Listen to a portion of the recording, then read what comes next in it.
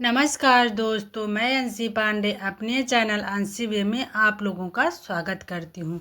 कैसे हैं आप लोग, ये बताने के लिए कमेंट बॉक्स में हरदम की तरह जय माता दी जरूर लिखना।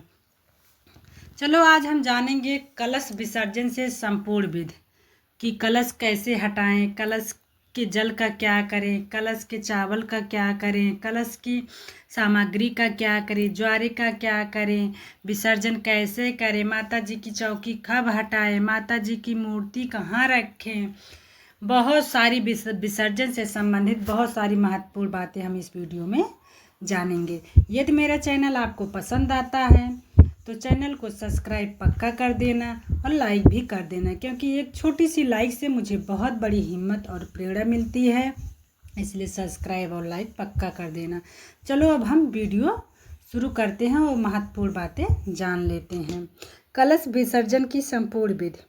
कलश कैसे हटाएं। कलश को हम जब नवमी को 1 अक्टूबर की नवमी है, नवमी को जब हम कन्या पूजन कर लेते हैं तो कलश को हिला देते हैं। दशमी के दिन जैसे हम नहा धो के पूजा पाठ करेंगे माँ को, उसके बाद हम कलश को, यदि मिट्टी का है तो उसे हम प्रवाहित कर देंगे, या धातु का है उसे हम धुल के रख लेंगे।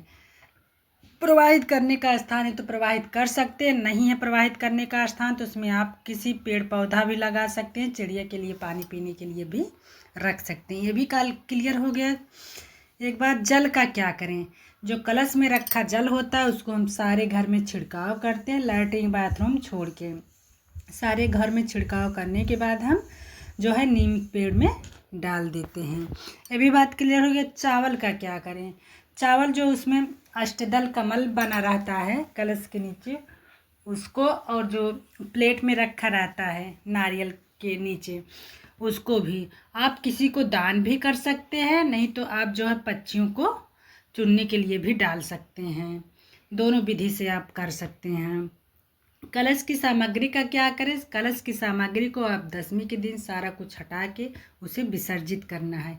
इस बार एक बात को और ध्यान रखो कि बृहस्पतिवार पर रहा, बृहस्पतिवार को ना हम घर में पोछा लगाते हैं और ना हम कूड़ा तक बाहर नहीं ले जाते हैं, क्योंकि इसमें लक्ष्मी माता की हानि होती है बृहस्पतिवार के दिन। इसलिए हम बृहस्पतिवार को विसर्जित ना करके हम शुक्रवार के करेंगे। बृहस्पतिवार को इकट्ठा करके एक जगह रख देंगे, उसके बाद हम पारण कर लेंगे और शुक्रवार को हम विसर्जित करेंगे। ज्वारे का क्या करें। ज्वारे के जैसे आप कुछ कान में लगा लीजिए, थोड़ा बहुत, ज़्यादा मत रखना, 1-2 दाना रख लेना, जैसे तिजोरी में रख सकते हो, नहीं तो सड़ ही जाता है। और सब आप जो है विसर्जित कर सकते हैं। विसर्जित करने का स्थान नहीं है तो सारा फूल पत्ती सुपारी, जितना नवग्रह का सुपारी सब कुछ है, एक जगह आप मिट्टी खोद के दबा भी सकती है। वैसे मत फेंकना कि किसी के पैर के नीचे पड़े, पेड़ पौधे के नीचे फेंक के आ जाओ। आप गड्ढा खोद के दबा देना, विसर्जित करने का जगह नहीं मिलेगा तो आपको दबा सकते हैं जो है। और कैसे विसर्जित करें, तो आप दबा भी सकते हैं मिट्टी खोद के और जल प्रवाहित भी कर सकते हैं। दोनों विधि से आप कर सकते हैं। आप देख लेना अपने हिसाब से क्या हमको करना है। माता जी के फोटो, जैसे माता जी की हम जब जो अखंड ज्योत जल रही है उसको आप जो है अपने आप बुझने देना। जब अखंड ज्योत बुझ जाएगी तब हम माता की फ़ोटो उठा के जहाँ रख के पूजा डेली करते हैं वहीं रख देते हैं। और कलश का नारियल का क्या करें। कुछ घरों में तो इसको जो है रख के पूजा करते हैं, जैसे अगली नवरात्रि आया तब इसका विसर्जन करते हैं। और किसी किसी के यहाँ जो है फोड़ के उसको प्रसाद के रूप में खा भी लेते हैं। ऐसे खाना नहीं चाहिए, प्रवाहित कर देना चाहिए जो है, या पूजा करिए आप रख के, या तो प्रवाहित कर दीजिए। फोड़ के खाना नहीं चाहिए जो है। और प्रसाद हम वही खाते हैं नारियल वाला, जो अष्टमी के दिन हम भोग में माता को कच्चा नारियल अर्पित करते हैं, वही जो है नवमी के दिन, अष्टमी के दिन जो महागौरी को कच्चा नारियल का भोग लगता है, वही नवमी के दिन हम फोड़ के उसको कन्याओं में बांटते हैं और पूरा परिवार उसको प्रसाद खाते हैं। कलश पे रखा, यदि नारियल ना खाया जाए तो अति उत्तम है। अब भाई देख लेना, आप जैसे करते आए हैं अपने हिसाब से, जैसे आपके यहाँ रीति रिवाज है आप उसी हिसाब से करना। ये भी बात क्लियर हो गया। उसके बाद पारण कब करना है? पारण हमको 2 अक्टूबर को करना है। चौकी कब हटाना है? चौकी भी जब जो है जोत ठंडी हो जाए बुझ के, उसके बाद आप चौकी हटा दो। फ़ोटो जहाँ लगाते हो वहीं माता जी का फ़ोटो लगा दो जहाँ डेली पूजा आप करते हैं। उसके बाद संपूर्ण विधि करने के बाद जितना पूरा फूल पत्ती सामग्री है सब आप हटा दीजिए।